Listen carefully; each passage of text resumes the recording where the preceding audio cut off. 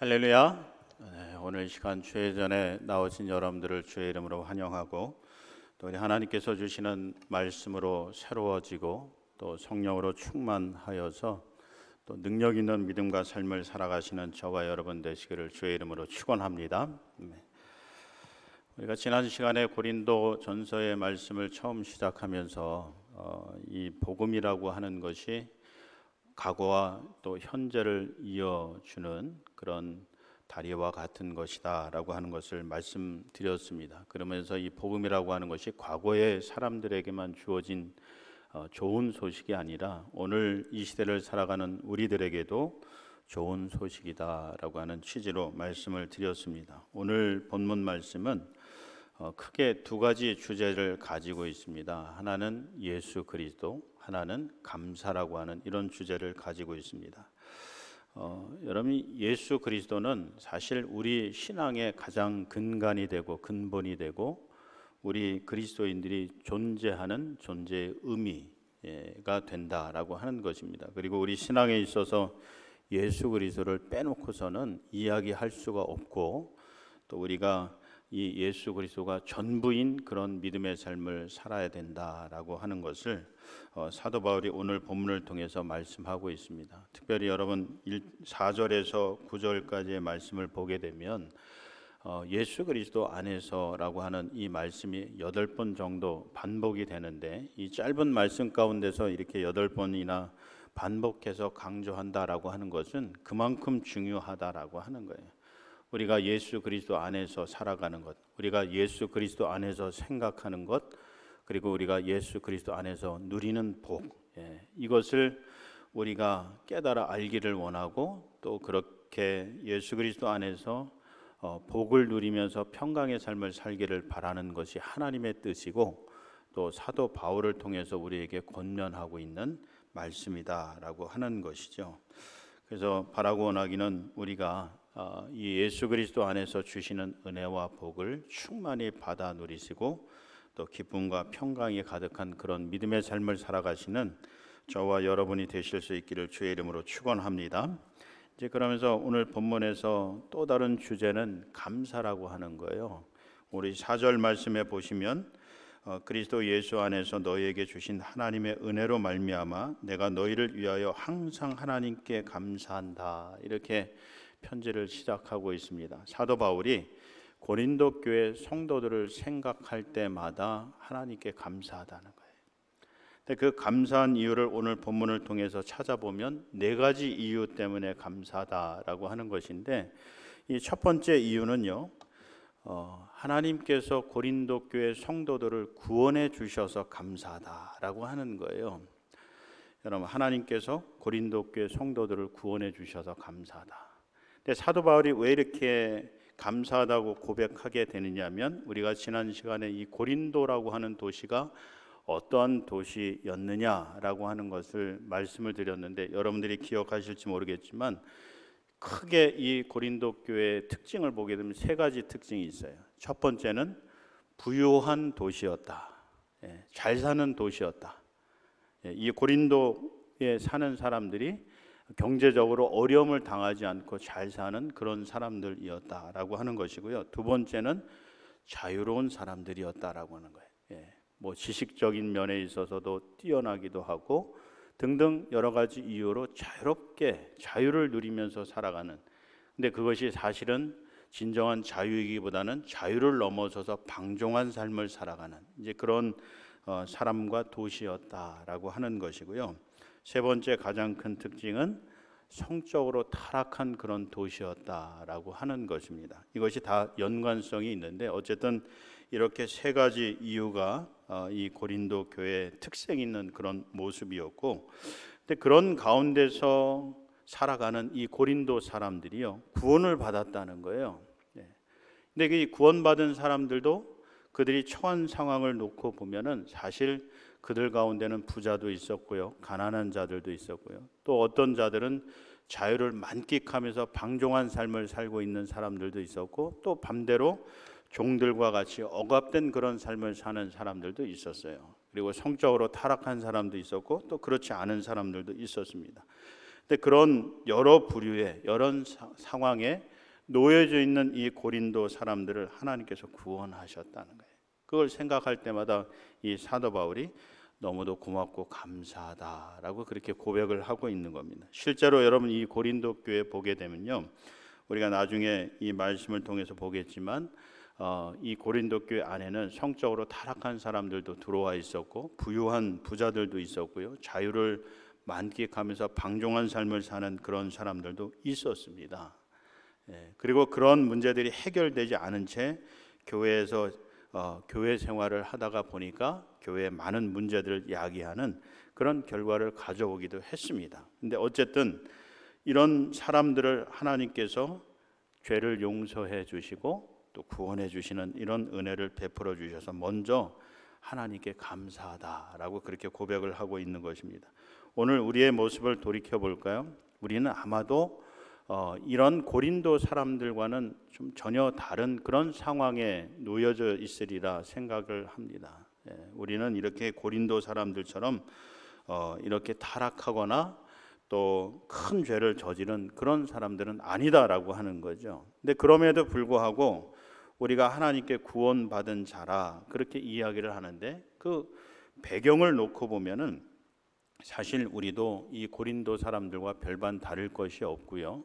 그러면서 우리도 하나님께 감사할 수밖에 없다라고 하는 거예요.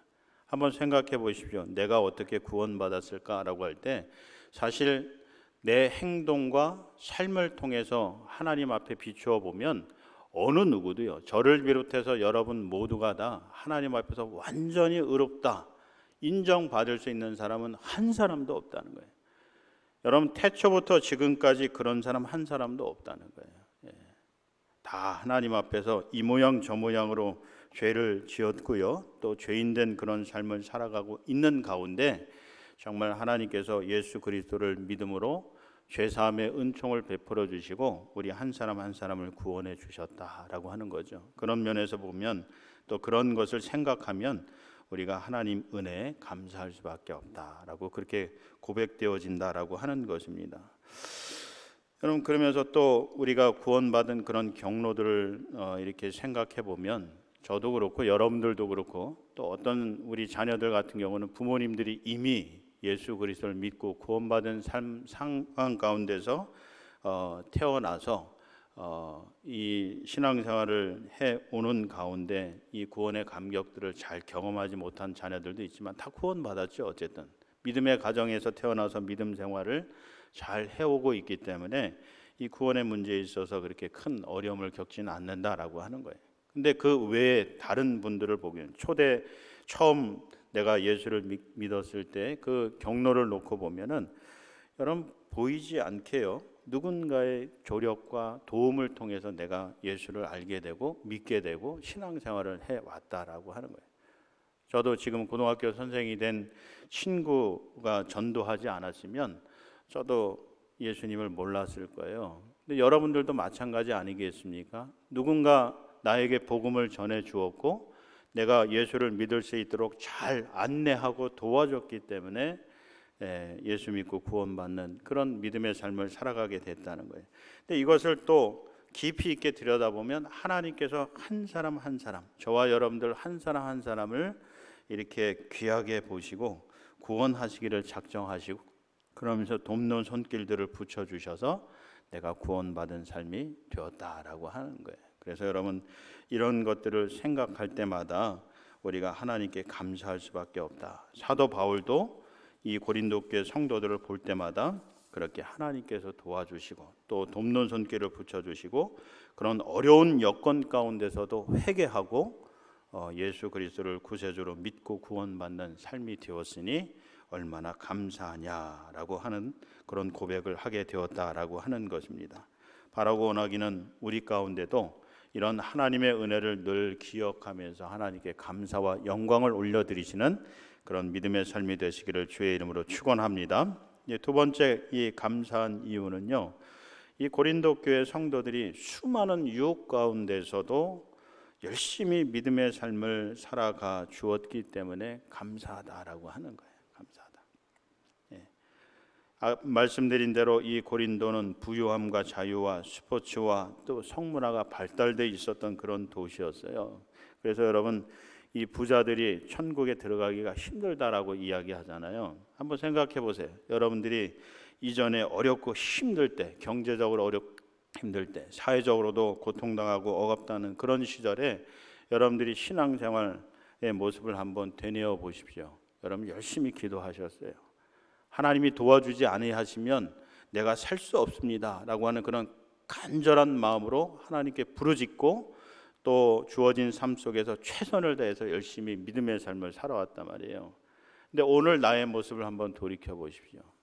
이제는 뭐 그런 기도 안 해도 충분히 먹고 살 수 있을 만큼의 여건들이 주어져요. 그래서 여러분들의 기도 제목 중에 한 가지 없어진 것 중에 하나가 일용할 양식을 주시옵소서. 이 기도 얼마나 하시는지 모르겠어요.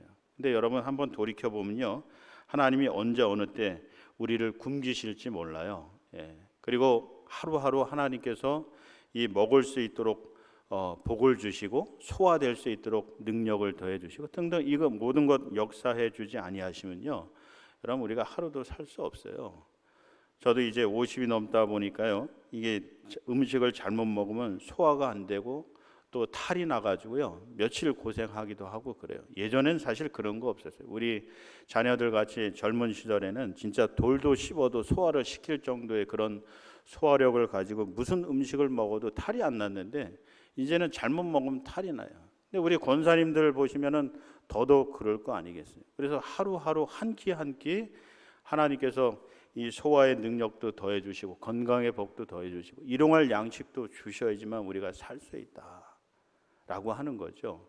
근데 이것이 풍족해짐으로 인해서 우리가 이 열정이나 간구나 하는 것들이 좀 약화되지 않았나라고 하는 부분을 말씀을 드리는 거예요. 자유도 마찬가지입니다.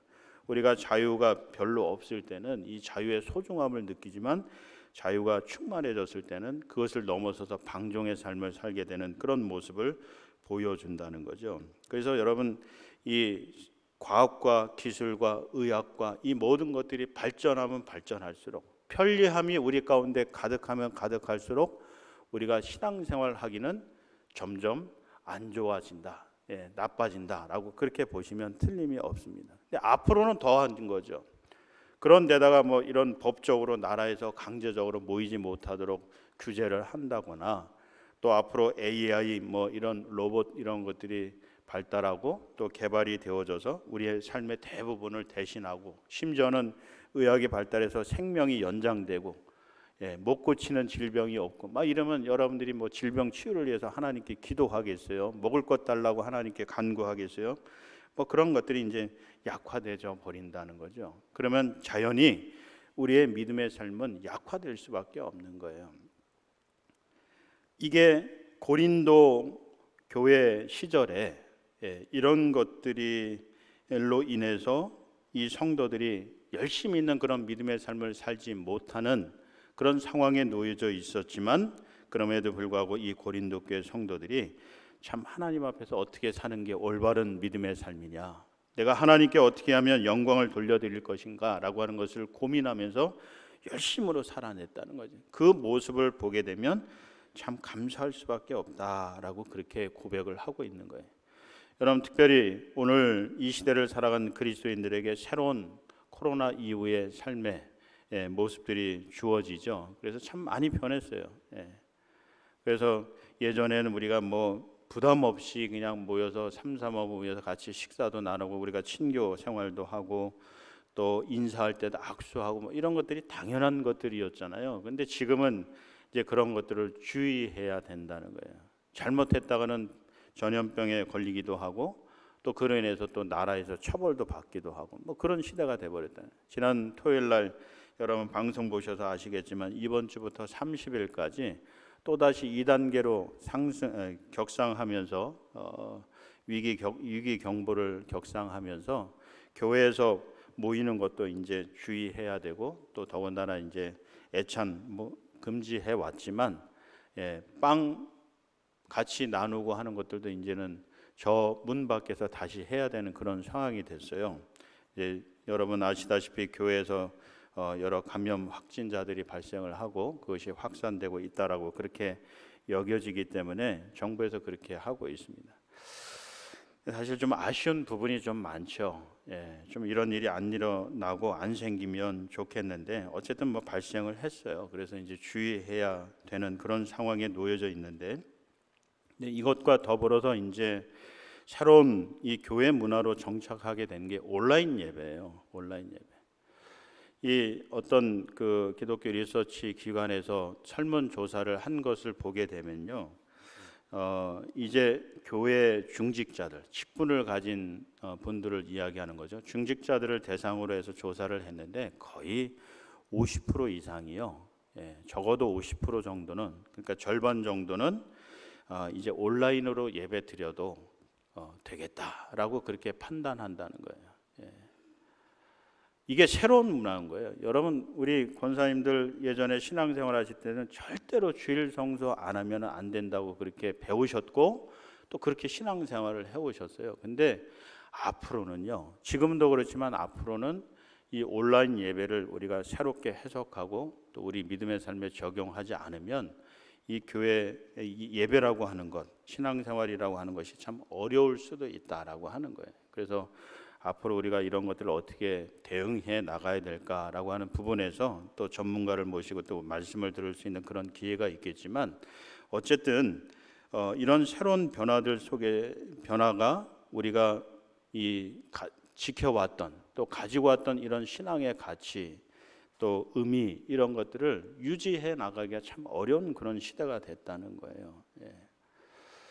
그래서 제가 우리 지금 이렇게 교회에 나와서 함께 예배 드시는 성도분들 생각하면 너무 감사해요.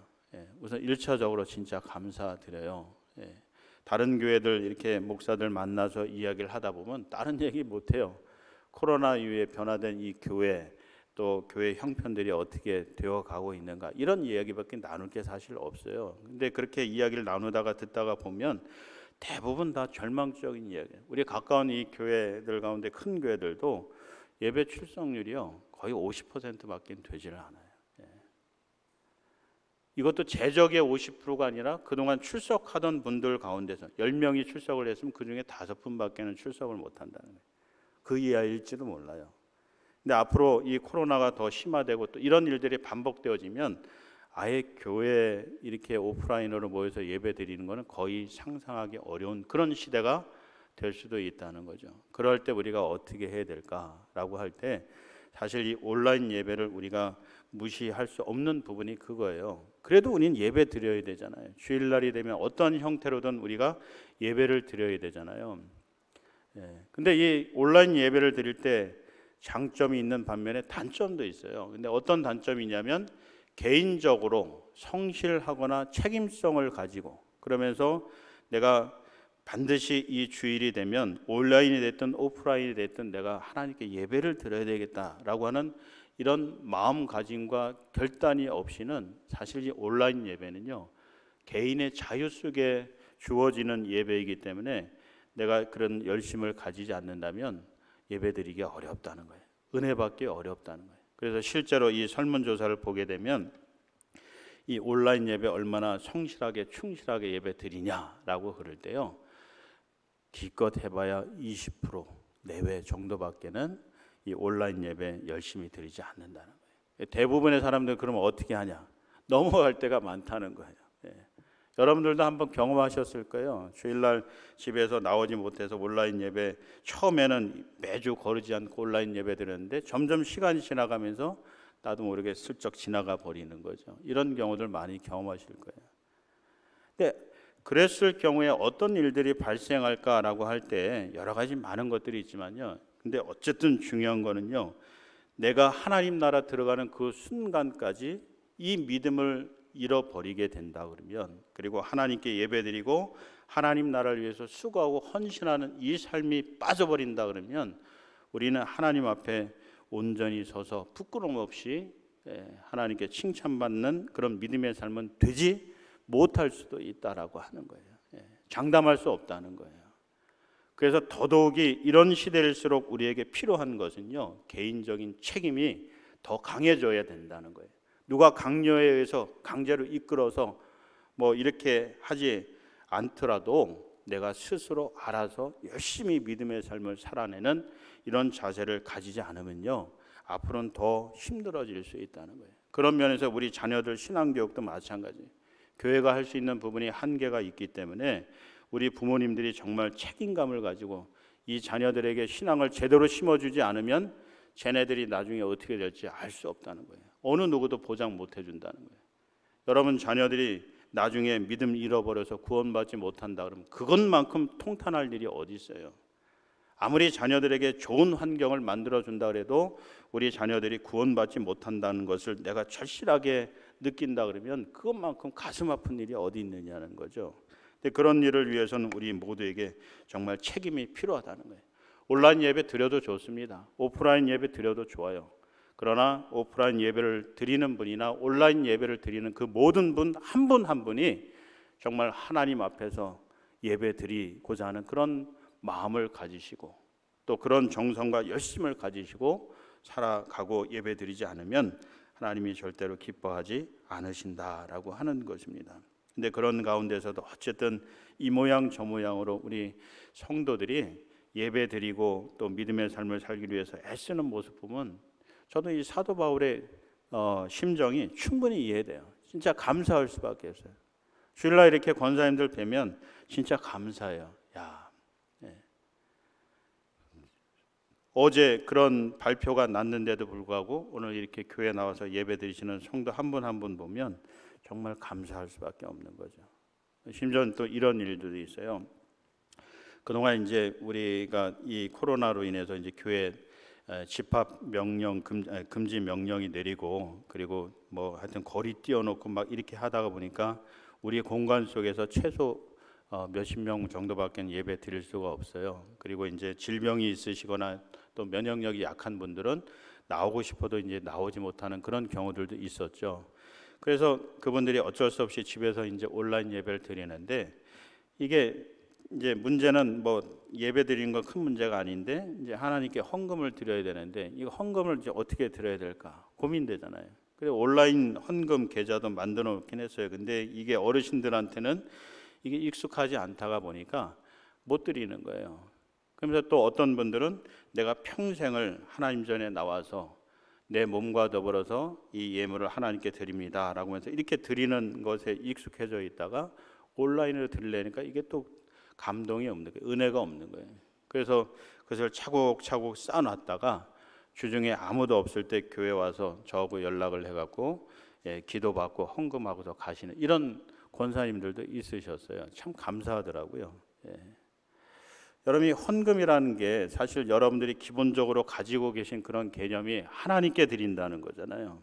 그래서 하나님께 드린다라 그래서 우리가 이 헌금을 어떤 방법을 통해서든 하나님께 드리면 된다라고 그렇게 생각을 하시고 두 번째는요. 이 헌금의 의미는 공동체 유지와 하나님 나라의 확장에 있어요. 이 헌금이 어떻게 쓰이냐면 이 교회 공동체를 유지하고 그러면서 우리가 선교를 통해서 하나님 나라를 확장하는데 여기 헌금이 쓰이는 거예요. 근데 이런 생각과 또 의미를 부여하지 않고 있다가 보면요. 사실 온라인 예배 드리면서 헌금 생활하는 거 쉽지 않습니다. 그래서 다른 교회들도 이렇게 물어보면 온라인 헌금 얼마나 하세요? 그러면요. 한 20-30% 정도밖에 뭐 그것도 많은 경우죠. 10% 이내. 우리 교회는 뭐 거의 없으세요. 몇 분 빼고는 온라인 헌금 하시는 분이 없는데 그것은 무엇을 이야기하냐면 그만큼 이 공동체에 대한 책임, 함께 신앙생활하고 하나님 나라를 확장해 나가는 데 있어서 내가 어떻게 기여해야 되겠다라고 하는 그런 생각이 없으시기 때문이다라고 하는 거죠. 근데 우리 교회는 그렇지 않아요. 참 감사하게도. 그래서 우리 교회 재정은요 플러스 됐어요. 이 어려운 시기에도 불구하고 재정이 플러스 됐습니다. 참 감사한 거죠. 근데 아직도 대부분 많은 교회들은 재정이 마이너스 된 교회가 수두룩하다라고 하는 거죠. 근데 왜 그럴까라고 할 때는 여러 가지 이유들이 있겠지만 우선 이런 이 공동체에 대한 신앙 공동체에 대한 그런 책임성들이 약화되었기 때문에 아예 그런 의식이 없기 때문에 헌금을 하지 않아서 그렇게 되는 경우가 대부분이다라고 하는 거죠. 자, 어쨌든 제가 우리 교회 성도들만 생각할 때요, 정말 너무너무 감사해요. 이 모양 저 모양으로 헌신하고 수고하고 또 어려운 가운데서도 이렇게 예배 드리기를 힘쓰는 그런 모습 보면 너무너무 하나님께 감사할 수밖에 없다라고 하는 거죠. 자, 그러면서 세 번째로 이 사도 바울이 감사하는 이유는요, 이 고린도 교회 성도들이 많은 성령의 은사를 받았기 때문이다라고 하는 겁니다. 그래서 여러분, 우리가 고린도전서를 보게 되면 다른 그 어떤 교회에서 그리고 다른 그 어떤 말씀에서도 볼 수 없는 놀라운 성령의 은사들이 가득 담겨져 있는 것을 보게 돼요. 그만큼 이 교회 성도들이 성령의 은사를 많이 받았다는 거죠. 근데 문제는 그런 은사들을 잘못 사용함으로 인해서 또 교회에 많은 문제들이 생겼다는 거예요. 그래서 이런저런 문제들이 생겨서 그것을 어떻게 해결해야 되느냐라고 하는 것을 편지로 써서 보낸 게 고린도전서의 말씀이 되는 거예요. 자, 근데 어쨌든 사도 바울이 이 교회와 성도들을 생각할 때 하나님께서 정말 이 성도들을 사랑하시고 이 교회를 사랑하셔서 많은 성령의 은사들을 부어주셨다. 그걸 생각할 때면 내가 너무 감사하다는 거예요. 근데 여러분, 이 성령의 은사라는 게 어떤 거예요? 우리가 그것을 받으면 받을수록이요, 더 능력 있는 믿음의 삶을 사는 것은 분명한 거예요. 우리 자녀들이 정말 하나님을 만나는 그런 체험을 한 사람하고 하지 못한 사람하고 차이가 분명하겠죠. 예. 하나님을 살아계신 하나님으로 그렇게 체험하고 믿는 그런 자녀들은요, 어떤 상황 가운데서든 하나님을 예배하기를 힘쓰고 그러면서 헌신된 믿음의 삶을 살아간다는 거예요. 근데 그렇지 않은 경우는요, 이런 유혹이 오고 시험이 오고 고난이 오면 흔들려서 신앙을 생활을 포기하는 그런 경우들이 왕왕 생긴다라고 하는 것입니다. 근데 이 고린도 교회 성도들은 어쨌든 하나님께서 이런 신령한 은사들을 많이 부어주셔서 정말 좋은 교회로 성장하게 되고 또 하나님 나라를 확장하는 데 귀하게 쓰임받는 그런 교회 터전으로 하나님께서 삼으셨다라고 하는 것입니다. 바라기는 우리 교회 성도들에게도 하나님께서 이런 신령한 은사들을 좀 많이 부어주셔서 능력 있는 믿음의 삶을 살아가실 수 있기를 바라고 또 하나님 나라를 확장하고 특별히 이 지역사회와 서울에 복음을 전파하는 데 있어서 귀하게 쓰임받는 우리 관악중앙교회 되기를 주의 이름으로 축원을 드립니다. 마지막으로 이 사도 바울이 감사하는 이유는요, 오늘 본문 7절 말씀에 보시면 너희가 모든 은사에 부족함이 없이 우리 주 예수 그리스도의 나타나심을 기다림이라 라고 하는 이유 때문에 그래요. 그리스도가 나타나심을 기다린다. 이건 다른 말로 이야기하면 재림신앙을 이야기해요. 주 예수여 어서 오시옵소서라고 하는 그런 신앙을 가지고 이 고린도 교회 성도들이 살아갔다는 거예요. 이걸 헬라어로 이야기하면 오늘 설교 제목처럼 마란아타라고 하는 거예요. 마란아타. 주 예수여 오시옵소서. 주님 다시 오시라는 거예요. 오신다는 거예요. 이런 믿음을 가지고 살아가는 이 고린도 교회 성도들이었기 때문에 하나님께 감사하다라고 그렇게 고백한다는 거죠. 왜 이것이 감사한 이유가 되느냐면요, 여러분, 우리가 이런 재림신앙을 가지고 마란아타의 그런 신앙을 가지고 살아가야지만 우리가 하나님 앞에서 부끄럽지 않은 그런 믿음의 사람들이 된다라고 하는 거예요. 여러분, 예수님이 다시 오신다는 것은 무엇을 의미하느냐면 하나님께서 예수님을 통해서 이 세상을 반드시 심판하신다는 것을 말씀하는 거예요. 하나님의 심판이 반드시 있다는 거죠. 우리가 이런 생각을 가지고 살아가지 않으면요, 우리 이 주어진 자유를 방종으로 이어가는 그런 삶이 될 수밖에 없다는 거예요. 막 산다는 거죠. 근데 반드시 우리가 행한 것을 하나님께서 보시고 심판하신다는 이런 생각을 가지고 우리가 살아가면 하나님 앞에서 부끄럽지 않으려고, 심판받지 않으려고 우리가 제대로 살아갈 수밖에 없다는 거예요. 8절 말씀 한번 보실까요? 그래서 주께서 너희를 우리 주 예수 그리스도의 날에 책망할 것이 없는 자로 끝까지 견고하게 하시리라. 그래서 하나님의 심판대 앞에서 우리가 책망받을 것이 없는 그런 사람으로 서기 위해서는 우리가 이런 마라나타의 이런 신앙을 가지고 살아가야 된다라고 하는 것이죠. 그것이 우리 힘으로 어려울 수 있다는 거예요. 그래서 주님께서, 예수 그리스도께서 우리를 견고하게 세워주시기를 바란다라고 그렇게 기도하고 있는 겁니다. 이게 오늘 우리에게는 성령으로 임하시는 거예요. 그래서 우리가 성령 충만하게 되면 우리가 하나님 앞에서 책망받을 것이 없는 흠없는 의로운 자로 살아갈 수 있게 된다라고 하는 것을 말씀하는 것입니다.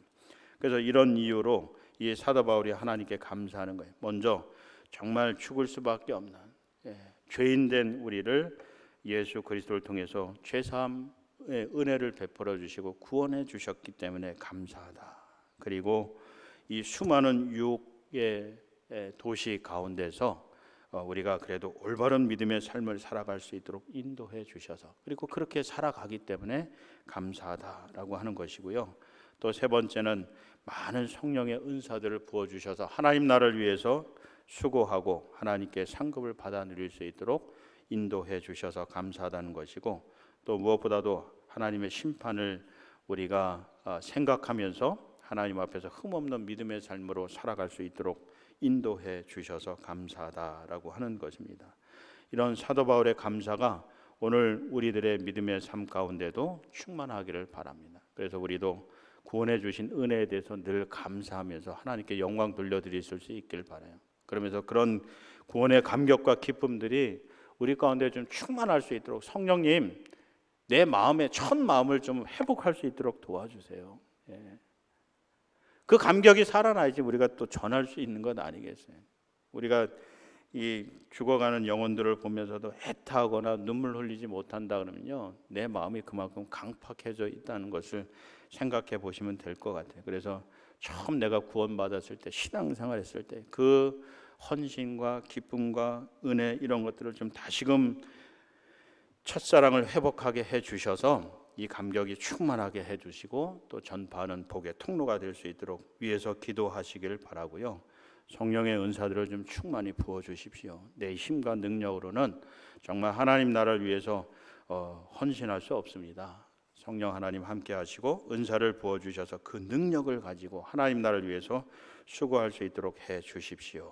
그리고 마지막으로 하나님 앞에서 부끄럽지 않게 설 수 있도록 우리를 지켜주시고 거룩한 삶, 의로운 삶으로 인도해 주시고 부족한 우리를 도와주셔서 이 삶을 끝까지 살아가서 하나님 앞에서 잘했다 칭찬받을 수 있는 우리 모두가 될 수 있도록 인도해 주시옵소서라고 기도하시고, 또 그런 삶을 살아가셔서 하나님 앞에서 칭찬받으시고 하늘의 상급을 받아 누리시는 우리 모든 성도들 한 분 한 분 빠짐없이 그런 성도들 되시길 주의 이름으로 축원합니다. 기도하겠습니다. 사랑이 많으신 아버지 하나님, 사도 바울을 통해서 고린도 교회에 주셨던 2000년 전의 이 말씀이 오늘도 살아 역사하여서 우리의 삶 가운데 믿음 가운데 적용되어져서 우리 모두도 생각할 때마다 하나님께 감사하고 하나님 앞에 섰을 때 부끄럽지 않고 칭찬받고 하늘의 상급을 받아 누리는 우리 모든 관악중앙교회 성도들, 자녀들, 믿음의 가족들 되어질 수 있도록 인도하여 주시옵소서. 감사드리며 예수님의 이름으로 축복하며 기도하옵나이다. 아멘.